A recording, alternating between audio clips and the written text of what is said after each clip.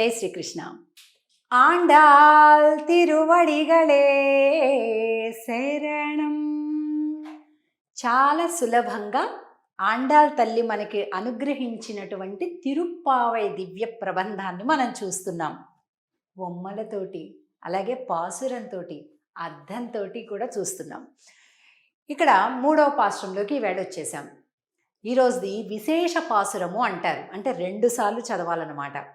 ఈ పాసురంలో వామన అవతారం, శ్రీ మహావిష్ణువు యొక్క అవతారాలలో వామన అవతారం, ఆ వామనుడే త్రివిక్రముడుగా ఎదుగుతాడు కదా, ఆ వృత్తాంతం అంతా కూడా ఇందులో స్మరిస్తుంది ఆండాళ్ తల్లి.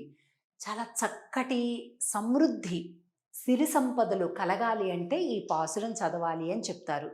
అలాగే మన ఇళ్లలో పిల్లలకి పుట్టినరోజు, పండగ రోజులు అలాంటప్పుడు హారతులు ఇస్తాం కదా, దీపావళి అప్పుడు హారతులు ఇవ్వటం, పిల్లల పుట్టినరోజులకు హారతులు ఇవ్వటం, అలాంటి సమయాల్లో అప్పుడు కూడా ఈ పాసురాన్ని చెబుతూ హారతి ఇస్తే చాలా శుభం అన్నమాట. సరే, దీని అర్థాన్ని చూద్దాం. ఓంగి, ఓంగి అంటే పెరిగి, ఓంగి ఉలగళంద ఉత్తమన్ పేర్పాడి நாங்கள் நம்பாவைக்கு சாத்தி நீராடினால்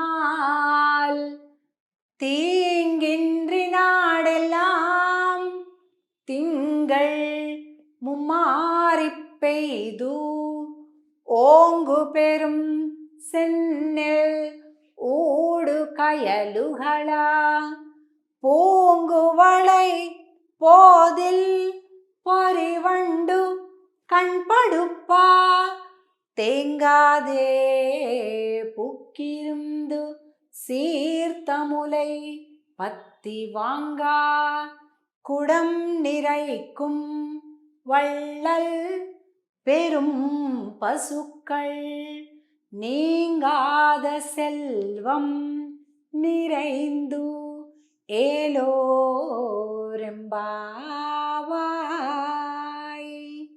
నీంగాద సెల్వం అంటే తరగని అనంతమైన సంపదలు అని అర్థం. అలాంటి వాటిని ఇచ్చేటటువంటిది ఈ పాసురం అని చెప్తుంది, వ్రత ఫలాన్ని చెప్తుంది ఆండాళ్ తల్లి. ఇక్కడ వామన స్వామిని చూసాం మనం. ఈ పాసురంలో 3వ పాసురంలో ఎలాగా ఆండాళ్ తల్లి చెప్తుందంటే, నీంగాద సెల్వం, ఇగోండి చూసారా, వరి పంట పొలాలలో చేపలు కయలుగల, అంటే వరి చేలు బాగా పెరిగిపోయి కిందంతా చేపలు తిరుగుతూ ఉండేటటువంటి ఒక గొప్ప సమృద్ధిని కలిగింపచేస్తుంది ఈ తిరుప్పావై వ్రతం. ఓంగి ఉలగళంద ఉత్తమన్ పేర్పాడి, ఉత్తముడి పాట పాడదాం. ఎవరా ఉత్తముడు అంటే వామనుడు అని. ఎలా ఉత్తముడట అంటే మొత్తం పెరిగిపోయి లోకాలన్నింటినీ కూడా కొలచినటువంటి స్వామి అని చెప్తుంది ఆండాళ్. ముందు వామనుడిగా చిన్న బాలుడిగా వచ్చాడు బలిచక్రవర్తి దగ్గరికి దానం అడగడానికి. క్షణాలలో పెరిగిపోయాడు, క్షణాలు కూడా చాలా పెద్ద కాలం. ఒక్కసారిగా పెరిగిపోయాడు. ఒకటే అవతారంలో 2 పేర్లు ఉంటాయండి. దానం అడగటానికి వచ్చినటువంటి సమయంలో వామనుడు అంటాం. పెద్దగా పెరిగిపోయి బ్రహ్మలోకానికి ఒక పాదాన్ని పంపించినటువంటి ఆ రూపం, పెరిగిపోయిన రూపాన్ని త్రివిక్రమ రూపము అంటాం. ఈ 2 కలిసినటువంటి రూపం, అవతారం అన్నమాట ఇది. కనుక ఈ అవతారం వామనుడిగా వచ్చి త్రివిక్రముడిగా ఎదిగినటువంటి వృత్తాంతాన్ని ఆండాళ్ తల్లి 3వ పాసురంలో చెప్తుంది. ఏమని చెప్తుంది? ఓంగి ఉలగళంద ఉత్తమన్ పేర్పాడి, తన కోసం కాదు, ఇతరుల కోసం, ఇంద్రాదులకు రాజ్యం ఇవ్వటం కోసం తాను పెరిగాడు, వాళ్ళకి రాజ్యం ఇప్పించడం కోసం తాను అవతారం ఎత్తాడు. నాంగళ్ నంపావైకు చాతి నీరాడినాల్. మనమంతా ఒక వ్రతం అని చెప్పి, స్నానం అని చెప్పి చెప్పుకుంటున్నాం కానీ వంకలు, కానీ అసలు మన ఉద్దేశం ఏంటి? స్వామి నామాన్ని పలకటం, స్వామి దగ్గరికి చేరటం అని చెప్తుంది ఆండాళ్ తల్లి.